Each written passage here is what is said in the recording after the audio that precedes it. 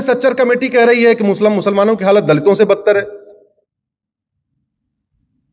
और पिछले 10 साल का आंकड़ा निकाल के देखिए तो केंद्र सरकार की जितनी योजना है उसमें 35% लाभ मुस्लिम्स को मिला है।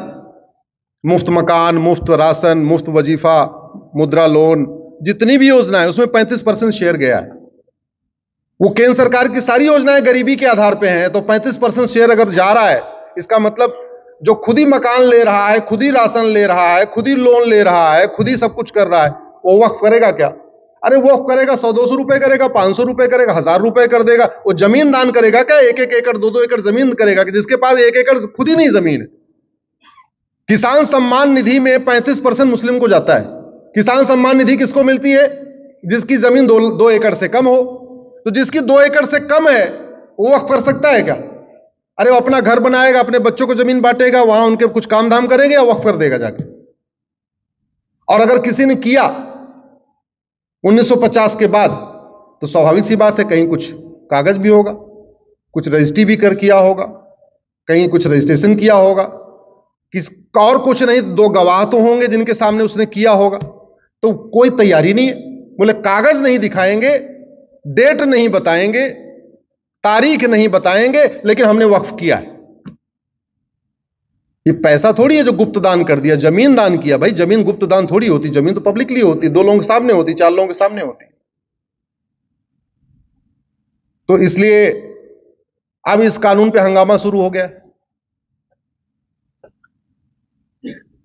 हम तो इसके आगे भी कहते हैं, हमारा ये कहना है जिस टायर में 44 छेद होना उसका पंचर नहीं बनवाना चाहिए। क्या करना चाहिए उस टायर को? जोर से बोलिए, क्या करना चाहिए? टायर बदल देना चाहिए। आजाद भारत का यह पहला कानून है जिसमें 44 अमेंडमेंट किए गए। 44 मतलब 1 2 3 4 5 10 15 20 अमेंडमेंट करके वो सुधर ही नहीं रहा था। ऐसा कानून है। आज तक आजाद भारत में कोई एक भी ऐसा कानून नहीं है जिसमें एक बार में वन गो में 44 अमेंडमेंट करना पड़ा हो। 44 अमेंडमेंट किया है तब जाके ये थोड़ा सा सुधार पे आया है, लेकिन उसका भी विरोध कर रहे हैं। मैं तो कहता हूं इन लोगों को, सरकार को धन्यवाद देना चाहिए कि आपने जिंदा तो रखा हुआ है वक्फ बोर्ड को, जिंदा तो रखा है वक्फ ट्रिब्यूनल को। हमारा बस चले तो हम तो इसको खत्म कर देंगे। और कोर्ट में हम हैं, मैटर भी लगा था, अभी 25 अगस्त को लगा था। जैसे मैटर आया तो चीफ जस्टिस ने बोला कि मिस्टर उपाध्याय अभी तो अमेंडमेंट आ गया, पार्लियामेंट में बिल पेश हो गया। हमने कहा अभी पास नहीं हुआ है।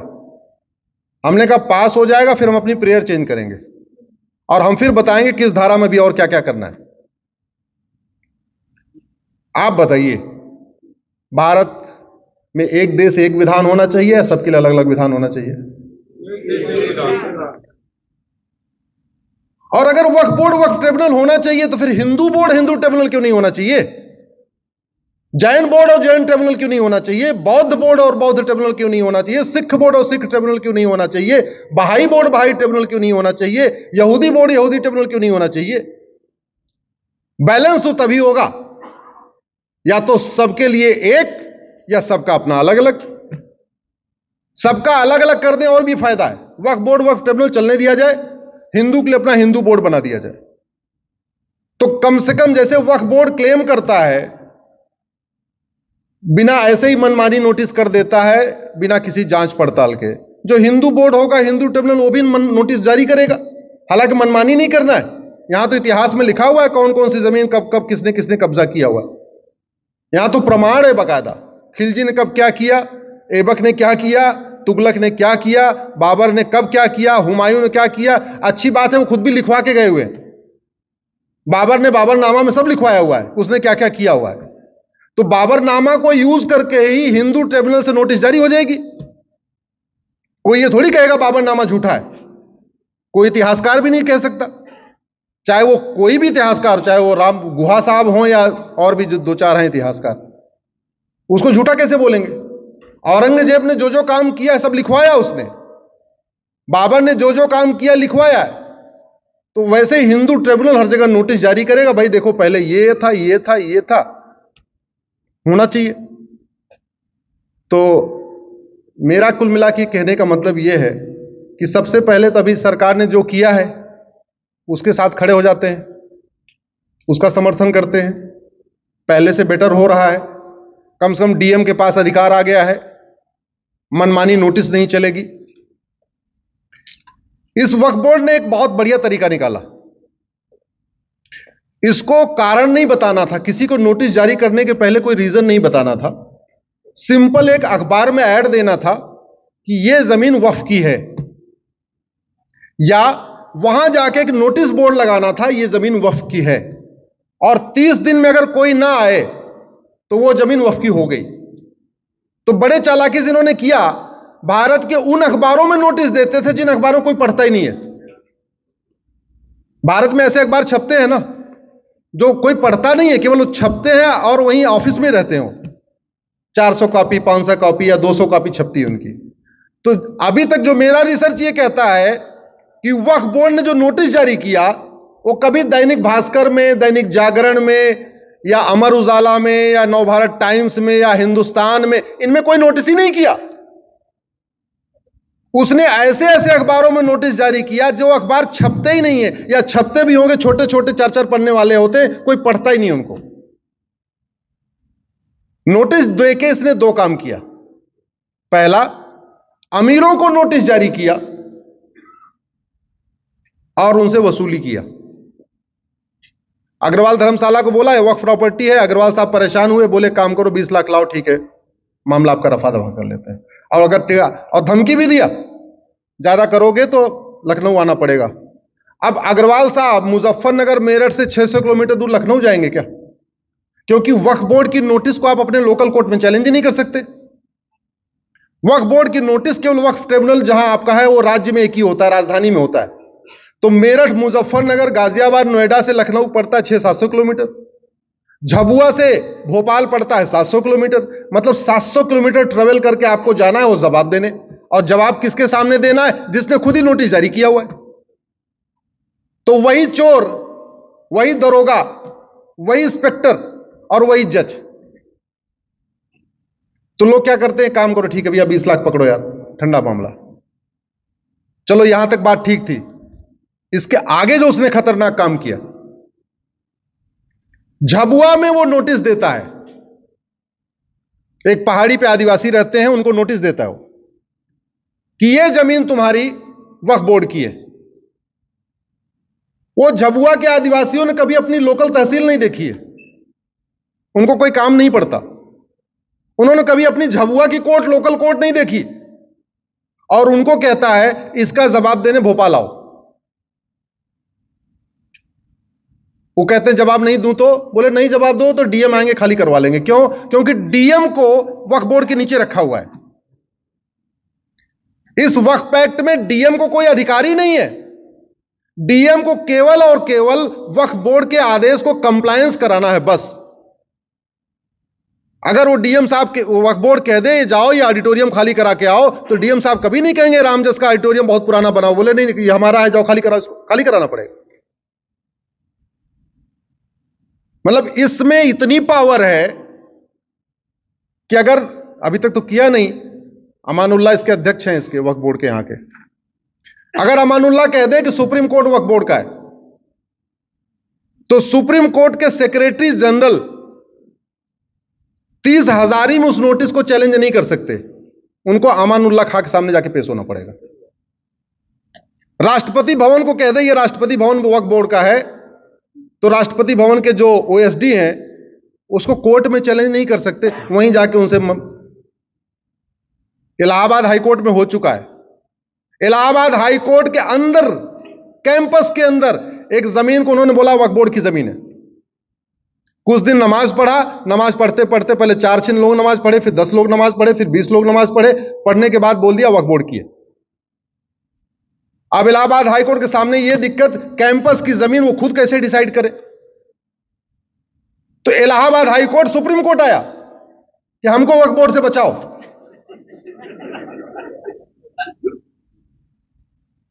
ऐसा ऐसा ऐसा घटिया कानून। अगर ड्राइवर गाड़ी ठीक से न चलाए तो उसको क्या कहते हैं? ड्राइवर का काम सुरक्षित गाड़ी चलाना है या गाड़ी को गड्ढे में झोंक देना है? सोचो। ऐसे सरकार का, सांसदों का, मंत्रियों का काम अच्छा कानून बनाना होता है, लेकिन उन्होंने देश को बर्बाद करने के लिए एक के बाद एक 25 कानून तो मैं चैलेंज कर चुका हूं। 1950 से लेके 2014 के बीच के 25 कानून मैं चैलेंज कर चुका हूं।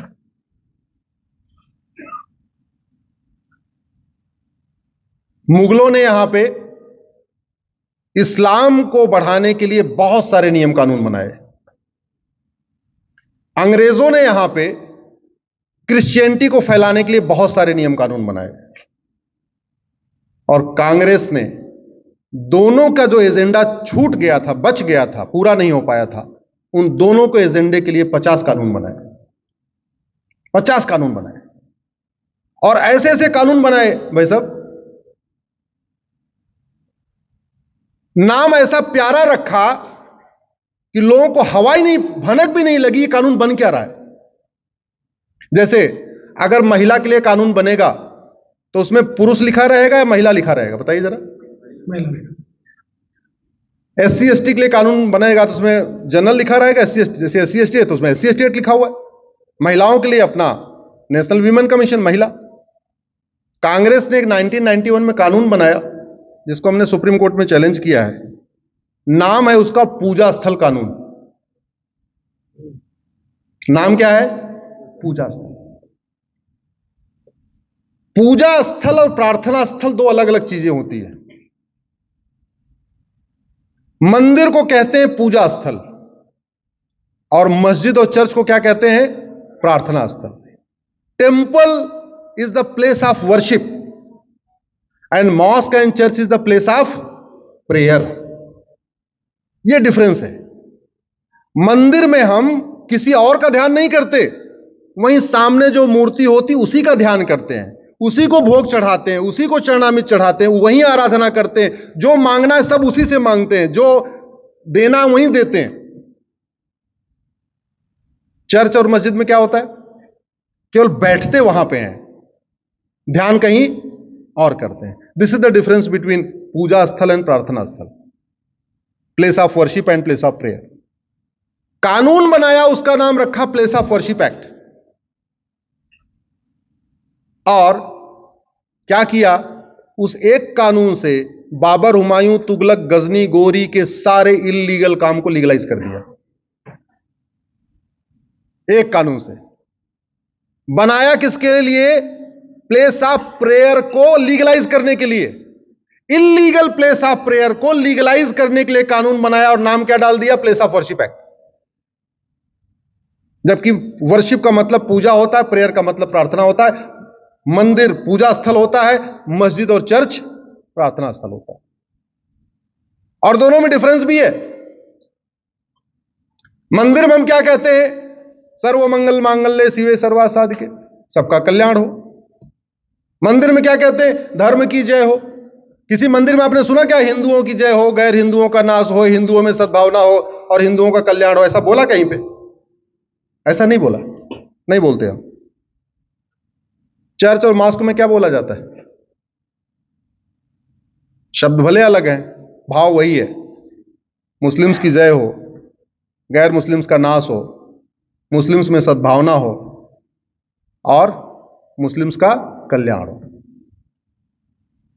चर्च में ऐसे बोलते हैं।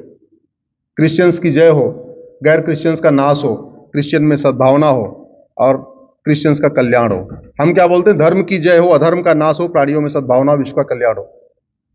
तो अगर आप कॉन्स्टिट्यूशन को ध्यान से देखिए, इसके शब्दों को, तो इसका जो प्रियम्बल है इक्वेलिटी, अब इक्वेलिटी अमंग रिलीजन नहीं है, यूनिवर्सल इक्वेलिटी है, जिसको हम पहले समरसता, समानता कहते हैं। जस्टिस अमंग रिलीजन नहीं है, एक कम्युनिटी में जस्टिस नहीं है। विषय अलग हो जाएगा, नहीं तो इस पर एक लंबी चर्चा हो सकती है, धर्म और रिलीजन के अंदर और कैसे ये संविधान बना है। आज मैं कुल मिला के इतना ही कहना चाहता हूं, टाइम काफी हो चुका है, साढ़े चार हो गए हैं। कभी आप और बुलाइएगा। आज चूंकि वक्फ का विषय, इसलिए वक्फ पे कंसंट्रेट करते हैं। तो वक्फ के ऊपर बहुत ज्यादा जागरूकता की जरूरत है। मैं आप लोगों से एक विशेष आग्रह करता हूं, आप लोग फेसबुक का उपयोग जरूर करिए। ट्विटर पे 5 करोड़ लोग भारत में हैं और फेसबुक पे 50 करोड़ लोग भारत में हैं।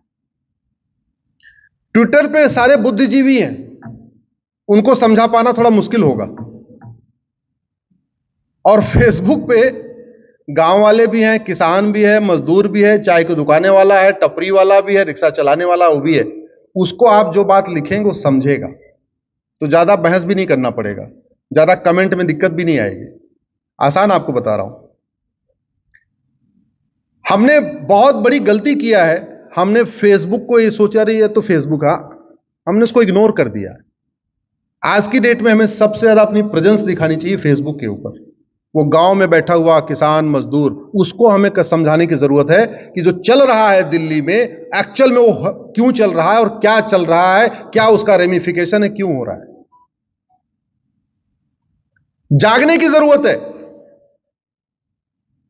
दुर्योधन का ननिहाल गंधार देखते ही देखते अफगानिस्तान बन गया। राजा भरत का ननिहाल, जहां से माता कैकेयी आई थी, देखते देखते पाकिस्तान बन गया। ईस्ट बंगाल देखते ही देखते बांग्लादेश बन गया। मेरी एक दूसरी पीआईएल चल रही है जिसमें मैंने डेटा देके बताया है कि भारत के 9 राज्यों में हिंदू खत्म हो चुके हैं। 28 राज्य, 8 केंद्र शासित प्रदेश, टोटल हो गए 36। 36 में से 9 राज्य, मतलब 25% राज्य में हिंदू खत्म। 800 जिलों में से 200 जिलों की डेमोग्राफी बदल चुकी है। 6000 तहसीलों में से 1500 तहसीलों की डेमोग्राफी बदल चुकी है। इसका मतलब 25% राज्य, 25% जिले, 25% तहसीलों की डेमोग्राफी बदल चुकी है। हिंदुओं का संख्या कम होना बहुत बड़ा खतरा है देश से, क्योंकि जब तक हिंदू बहुसंख्यक है तब तक भारत में संविधान है। हिंदू जहां कम, संविधान को तो 1 मिनट लगता। अभी पाकिस्तान सुप्रीम कोर्ट के जज इस्तीफा देके भागे कि नहीं भागे, देखा होगा आपने, पढ़ा होगा। पाकिस्तान के दूसरे सुप्रीम कोर्ट के जज बॉर्डर पे पकड़े गए, भारत में घुसने की कोशिश कर रहे थे, उनको बीएसएफ वालों ने पकड़ा। जब तक हिंदू बहुसंख्यक है तब तक संविधान है। जब तक हिंदू बहुसंख्यक है तब तक भारत में डेमोक्रेसी है। जब तक हिंदू बहुसंख्यक है तब तक इक्वलिटी, जस्टिस, लिबर्टी, फ्रेटर्निटी है। जब तक हिंदू बहुसंख्यक है तब तक यूनिटी, नेशनल इंटीग्रेशन है। अदरवाइज हमारे यहां कितने, हर हफ्ते कोई न कोई जजमेंट आता रहता है कि all are equal, all are equal. Supreme court कैसे हर हफ्ते कोई न कोई जजमेंट आता है, हाई कोर्ट के आता है। 20 साल के बाद पाकिस्तान की सुप्रीम कोर्ट में जजमेंट नहीं आया। केवल पाकिस्तान की सुप्रीम कोर्ट ने कह दिया कि पाकिस्तान में सब रहने वाले सभी लोगों को फ्रीडम ऑफ रिलीजन है, कहा है, ऑर्डर में लिखवाया नहीं था।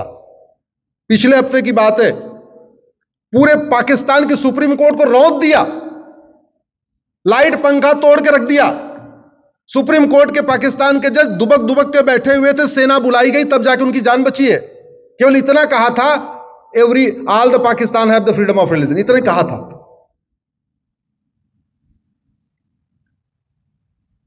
और जुलाई 2024 में बांग्लादेश के हिंदू, जैन, बौद्ध, सिख को पता था क्या कि अगस्त में क्या होने वाला है? पता था क्या? नहीं। जुलाई 1947 में सिंध, कराची के लोगों को पता था क्या कि अगस्त में क्या होने वाला है? आडवाणी जी, जेठमलानी जी, गुजराल साहब, मनमोहन सिंह जी, मिल्खा सिंह जी, सुनील दत्त जी, प्रेम चोपड़ा, पृथ्वीराज कपूर, ये कुछ नाम मैं इसलिए ले रहा हूं क्योंकि ये नाम आपको भी ध्यान है। कोई पैजामा पहन के आया था, कोई बनियान पहन के आया था, कोई लुंगी लगा के भागा था, कोई भी 10 रुपए लेके नहीं भाग पाया था। ये कड़वी सच्चाई बता रहा हूं आपको। नहीं तो कभी आप मिलिएगा, यहां दिल्ली में बहुत लोग रहते हैं, गीता कॉलोनी में रहते हैं, रोहिणी में रहते हैं, अलग अलग जगहों पे रहते हैं, पूछे ना कैसे आए थे। और अभी क्या हुआ है, मेरा नंबर गूगल पे अवेलेबल है। मुझे ढाका वगैरह से लोग गूगल कर लेते हैं, मेरा नंबर निकाल लेते हैं और मुझे वहां से वीडियो भेजते हैं। पिता के सामने बेटियों का बलात्कार किया गया, जानबूझ के। छिपा के भी बलात्कार कर सकते थे, लेकिन पिता के सामने किया। पत्नी को अकेले ले जाकर बलात्कार कर सकते थे, लेकिन नहीं किया, पति के सामने किया। मां का अकेले भी बलात्कार कर सकते थे, लेकिन नहीं किया, बच्चों के सामने किया। क्या वो पाक नापाक की सोच भारत में नहीं है क्या? जिस पाक नापाक की सोच ने गंधार को अफगानिस्तान बना दिया, जिस पाक नापाक की सोच ने कैके को पाकिस्तान बना दिया, गंधार को अफगानिस्तान बना दिया, जिस पाक नापाक की सोच ने ईस्ट बंगाल को बांग्लादेश बना दिया, जिस पाक नापाक की सोच ने 1990 में कश्मीर में नरसंहार कराया, क्या वो पाक नापाक की सोच खत्म हो गई? नहीं। तो फिर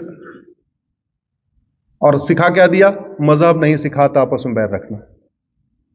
पूरी दुनिया में झगड़ा किसका? धर्म का है क्या? पूरी दुनिया में झगड़ा है किसका? अरे धर्म का झगड़ा नहीं, मजहब का झगड़ा है वो। सच्चाई तो यह है, मजहब ही सिखाता है आपस में बैर रखना। हमें इसका उल्टा बता दिया, मजहब नहीं सिखाता आपस में बैर रखना। खतरे बहुत सारे हैं। 5 करोड़ घुसपैठी आ चुके हैं भारत में। एक मेरी अलग पीआईएल चल रही है घुसपैठियों के ऊपर। अब तो उनकी संख्या 5.5 करोड़ हो गई होगी। धर्मांतरण, घुसपैठ, जनसंख्या विस्फोट हमारे लिए बहुत बड़ा खतरा है। अंग्रेजी कानून और कांग्रेसी कानून हमारे लिए बहुत बड़ा खतरा है।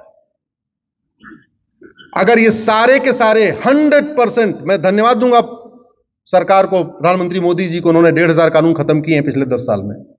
लेकिन मेरा यह कहना, अगर सनातन धर्म को मजबूत करना है तो आपको 100% अंग्रेजी कानून खत्म करने पड़ेंगे और लगभग 50 कांग्रेसी कानून खत्म करने पड़ेंगे। क्योंकि कांग्रेस ने जितने कानून बनाया, या तो उसने इस्लाम को प्रमोट करने के लिए बनाया, या तो क्रिश्चियनिटी को प्रमोट करने के लिए बनाया। और इसके लिए मैं पब्लिकली किसी भी कांग्रेस के संविधान विशेषज्ञ से ओपन डिबेट के लिए तैयार हूं। ओपन डिबेट के लिए तैयार हूं। मैं 50 कानूनों के ऊपर पब्लिकली डिबेट करने के लिए तैयार हूं। मैं तो चाहूंगा राम जस कॉलेज में आप किसी कांग्रेस को बड़े नेता को बुलाइए और मैं बताता हूं कि उन्होंने किस कानून को कब क्यों बनाया। 1894 में अंग्रेजों ने लैंड एक्विजिशन एक्ट बनाया और पूरे भारत में सिविल लाइन बनाई। पूरे यहां भी सिविल लाइन है ना, ये पूरे देश में जितनी सिविल लाइन बनी है 1894 वाले कानून से बनी है। उद्देश्य क्या था पूरे देश में सिविल लाइन बनाने का? अंग्रेजों को, मिशनरीज को वहां पे स्टेब्लिश करना था। हॉस्पिटल उनके खुलवाने थे, उनके कॉन्वेंट स्कूल खुलवाने थे, उनके चर्चेस खुलवाने थे। तो बड़े चालाकी से उन्होंने क्या किया? लैंड एक्विजिशन एक्ट बनाया। जमीन एक्वायर करते थे पुलिस लाइन बनाने के नाम पे, कलेक्टर का बंगला बनाने के नाम पे, लेकिन जमीन चाहिए होती थी 5 एकड़, एक्वायर करते थे 100 एकड़ और बाकी जमीन बांट देते थे क्रिश्चियन मिशनरीज को। इसलिए पूरे देश में आपको जहां जहां सिविल लाइन मिलेगी, उस हर सिविल लाइन में 50% जमीन का मालिकाना हक आपको चर्चेस के पास मिलेगा, क्रिश्चियन मिशनरीज के पास मिलेगा। दिल्ली की सिविल लाइन में ऐसे ही देख लीजिए। और नेहरू जी ने उसी को आगे बढ़ाया। क्योंकि क्रिश्चियन मिशनरीज के पास लाखों एकड़ जमीन हो गई थी, मुस्लिम्स के पास केवल मुगलों की जमीन थी। आगे वो जमीन कैसे बढ़े, उसके लिए 1954 में नेहरू जी ने वक्फ एक्ट बनाया। इंदिरा जी ने उसको और आगे मजबूत किया। राजीव गांधी को 400 सीट मिली, उसके बदले उन्होंने और मजबूत किया। नरसिम्हा राव ने 1995 में पुराने वाले कानून को रिपील करके एकदम उसको अनलिमिटेड पावर दे दिया और जाते जाते 2013 में कांग्रेस ने उसको और ज्यादा असीमित शक्ति दे दिया। ये कांग्रेसी कानून और अंग्रेजी कानून, ये व्यवस्था हमारे लिए बहुत खतरनाक है। इसको बदलने की जरूरत है। इसलिए अगर आप लोग चाहें तो इस पे चिंतन करें। सोशल मीडिया में 5-5 हजार लोगों को जोड़िए, फेसबुक पे 5 हजार लोगों को जोड़िए, और मैं तो कह रहा हूं अपने नाम से जोड़िए। आपका नाम अविनाश यादव है तो सबसे पहले अविनाश यादव को रिक्वेस्ट भेजिए। उसमें यह मत देखिए अविनाश यादव बंगाल का है या केरल का है या कश्मीर का है। अविनाश यादव मिलने बंद हो जाए, अविनाश नाम से रिक्वेस्ट फ्रेंड बनाइए। अविनाश भी बंद हो जाए, फिर यादव बनाइए। इसका फायदा क्या होगा? लोगों को अपने नाम से बड़ा अट्रैक्शन होता है। अश्विनी उपाध्याय कोई बात लिखेंगे तो अविनाश यादव ध्यान से नहीं पढ़ेगा, लेकिन अविनाश यादव कोई बात लिखेंगे तो अविनाश यादव बहुत ध्यान से पढ़ेगा। उसको यूज करिए।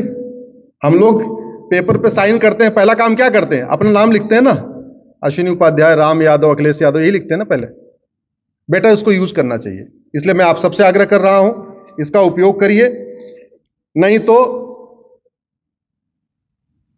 हमने जो नहीं सोचा है, अब तक जो नहीं सोचा था वो सब हुआ, और आज भी हम जो नहीं सोच रहे हैं वो हो सकता है। मेरी कैलकुलेशन थी कि बंगाल में, बांग्लादेश में जो हो रहा है 2025 में होगा, मेरी अपनी कैलकुलेशन थी। मैंने 20 साल पहले इंजीनियरिंग की नौकरी छोड़ी थी इसी काम के लिए। बेसिकली मैं इंजीनियर हूं, मैं वकालत तो मैंने इस काम के लिए किया, केवल पीआईएल करने के लिए किया। तो मैं कुछ डेमोग्राफिक के ऊपर अपने रिसर्च करता हूं, कहाँ की डेमोग्राफी कितने दिन में बदली, पर्शिया ईरान कितने दिन में बना, गंधार अफगानिस्तान कितने दिन में बना, कैके कितने दिन में बना, कश्मीर की डेमोग्राफी कितने दिन में बदली है। तो जो ये मेरे अपने आंकड़े, मैं चाहता हूं मेरे आंकड़े झूठे हो जाए। मैं चाहता हूं जो मेरी कैलकुलेशन है वो भारत में लागू न हो, लेकिन जो मेरी कैलकुलेशन है वो अच्छी नहीं है, बहुत खतरनाक है।